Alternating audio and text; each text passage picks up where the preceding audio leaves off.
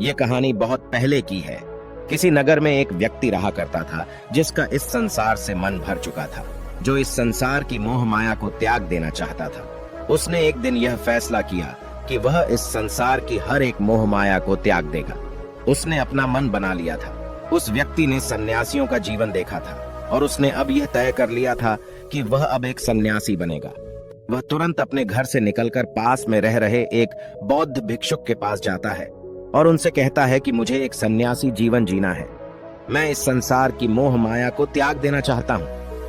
इस पर वह बौद्ध भिक्षु उस सन्यासी से कहते हैं कि क्या तुम सच में सन्यासी का जीवन जीना चाहते हो? इस पर वह व्यक्ति उस बौद्ध भिक्षु के सवालों का जवाब देता है और कहता है, जी बिल्कुल। वह व्यक्ति कहता है, मैंने तय कर लिया है कि अब मुझे इस संसार की मोह माया को त्यागना है। उस वृद्ध की बात सुनकर बौद्ध भिक्षु कहते हैं, तो ठीक है, लेकिन तुम्हें मेरी एक बात माननी होगी। इस पर वह व्यक्ति कहता है कि मैं आपकी सारी बात मानने को तैयार हूँ। इस पर वह बौद्ध भिक्षु उस व्यक्ति से कहते हैं कि आज के बाद तुम मुझसे कभी नहीं मिलोगे। जब मुझे जरूरत होगी तब तुम्हें खुद ही बुला लूंगा। हमारे आश्रम में 1000 सन्यासी रहते हैं। तुम्हें उन्हीं की तरह रहना है और उन्हीं की तरह खाना है, उन्हीं की तरह वस्त्र पहनना होगा और ठीक वैसा ही जीवन जीना होगा जैसे कि वे सब जी रहे हैं। इस पर वह व्यक्ति कहता है कि ठीक है गुरुवर, मैं तैयार हूं। इतना कहकर वह व्यक्ति उस बौद्ध भिक्षु को प्रणाम करता है और वहां से आश्रम की ओर चला जाता है। आश्रम में जाने के बाद उसे एक कमरा मिलता है। वहां जाकर चुपचाप बैठ जाता है। आश्रम में रहने वाले सभी लोग उसे चावल कूटने का काम दे देते हैं। वह व्यक्ति उन 1000 सन्यासियों के लिए हर रोज चावल कूटने का काम करने लगा। इसी तरह उसका जीवन व्यतीत होने लगा। उसे लगता था कि जब गुरुजी को उसकी जरूरत होगी तब वह उसे बुला लेंगे। इसी इंतजार में वह व्यक्ति वहां रहने लग जाता है। वह सुबह से लेकर शाम तक केवल चावल कूटने का ही काम करता था। उसे यह काम करते करते धीरे धीरे 12 साल बीत गए। अभी तक वह बौद्ध भिक्षुओं ने उस चावल कूटने वाले व्यक्ति को कभी नहीं बुलाया। लेकिन यह काम करते करते अब उस चावल कूटने वाले व्यक्ति के मन में कोई भी विचार नहीं रह गए थे। न ही कोई अड़चन और न ही कोई समस्या उसके मन में पनप रही थी। 12 सालों के बाद वह बौद्ध भिक्षु कब बूढ़े हो चुके थे। उन्हें लग चुका था कि अब उनका अंतिम समय आ चुका है और उन्हें अपना एक उत्तराधिकारी चुनना होगा। इसीलिए उन्होंने पूरे आश्रम में घोषणा करवा दी कि जो कोई भी मेरा उत्तराधिकारी बनना चाहता है वह देर रात में मेरे कमरे के बाहर 4 पंक्तियां लिखकर जाएगा और उसे उन पंक्तियों में बताना होगा कि जीवन जीने का सही तरीका क्या है, इस जीवन को किस तरीके से जीना सही है। इस जीवन का सत्य लिखना होगा। लेकिन एक बात याद रखना, उसे खुद के अनुभव के द्वारा लिखना होगा। किताब में कही हुई बातों को नहीं लिखना होगा या कहीं से नकल मारकर नहीं लिखना है।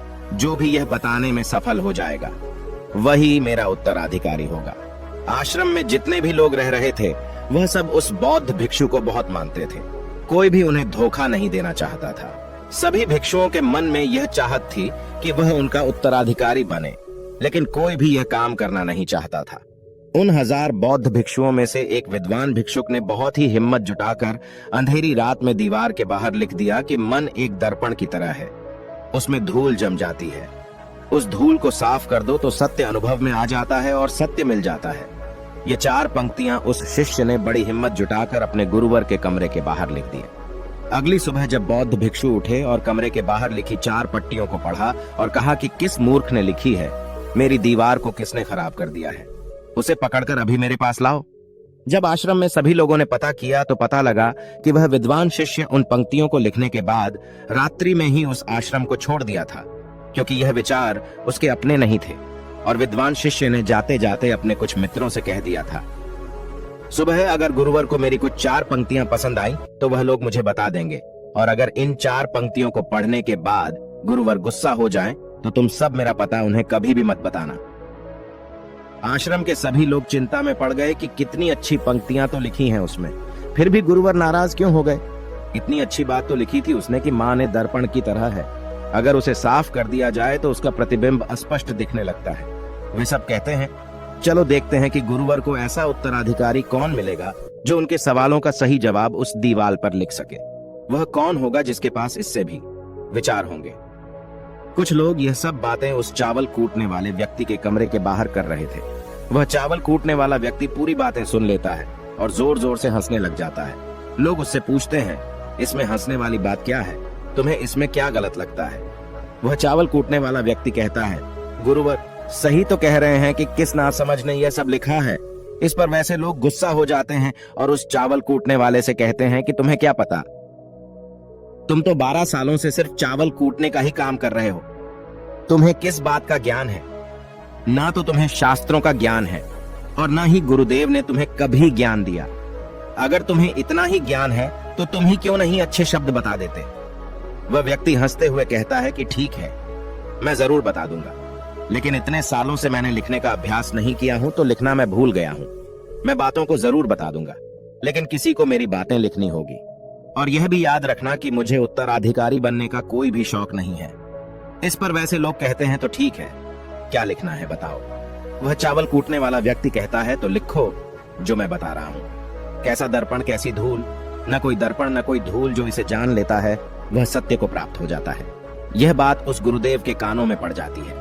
आधी रात को वह गुरुदेव उस चावल कूटने वाले व्यक्ति के पास आते हैं और उससे कहते हैं कि तुम यहाँ से चले जाओ, वरना यहाँ पर रहने वाले आश्रम के सभी 1000 लोग तुम्हें छोड़ेंगे नहीं। यह जोगा ले लो, तुम मेरा उत्तराधिकारी बनना चाहो या न जाओ, इससे कोई फर्क नहीं पड़ता। तुम उत्तराधिकारी बनो या न बनो, लेकिन जो शब्द तुमने कहे थे वही शब्द बिल्कुल सत्य हैं और जीवन के अनुभव को दर्शाते हैं। इसलिए मन ही मन मैं तुम्हें अपना उत्तराधिकारी मान लिया हूं।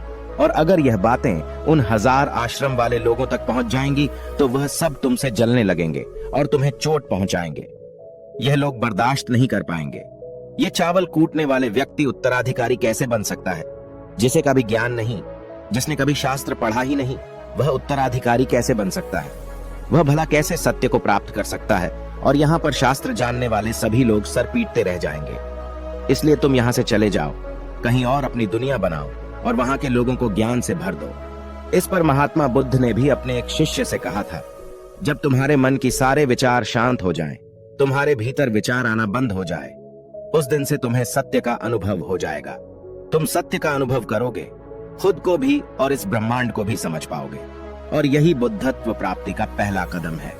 मन को शांत करने का पहला तरीका जो बौद्ध ग्रंथों में बताया गया है वह खुद के विचारों पर करना। इन्हें अच्छे से समझना कि आखिर आपके अंदर कौन से विचार उत्पन्न हो रहे हैं, आपके अंदर आखिर क्या चल रहा है। उन्हें अच्छी तरीके से और जागरूकता के साथ समझने की कोशिश करना, न कि अपने विचारों को दबाने की कोशिश करना। अगर आप अपने मन के विचारों को दबाने की कोशिश करते हैं तो यह गलत होगा, जिसकी वजह से मन और तेजी से भटकने लगेगा और बार बार भटकेगा। लेकिन जब भी आपको लगने लगे कि आपका मन बहुत तेजी से भटक रहा है तो तुरंत आप उस पर ध्यान देना शुरू कर दें। उसको जागरूकता के साथ देखें और अपने विचारों पर ध्यान दें। निरंतर प्रयासों के बाद आप पाएंगे कि आपके अंदर विचारों को जागरूक होकर देखने की एक आदत सी लग गई है। लेकिन उसी के साथ आप यह भी देख पाएंगे कि आपके मन में बुरे विचार अत्यधिक उत्पन्न हो रहे हैं। आपके मन में जो भी विचार उत्पन्न हो रहे हैं वह सकारात्मक भी हो सकते हैं और नकारात्मक भी।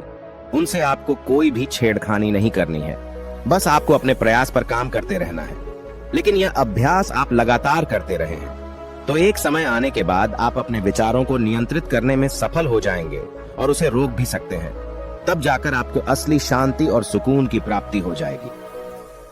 तब आपको किसी भी प्रकार की चिंता नहीं सताएगी, क्योंकि आप खुद पर विजय प्राप्त कर लिए हैं। आप अपने विचारों को नियंत्रित कर सकते हैं। दोस्तों, इस वीडियो में बने रहने के लिए सच्चे दिल से आपका बहुत बहुत आभार।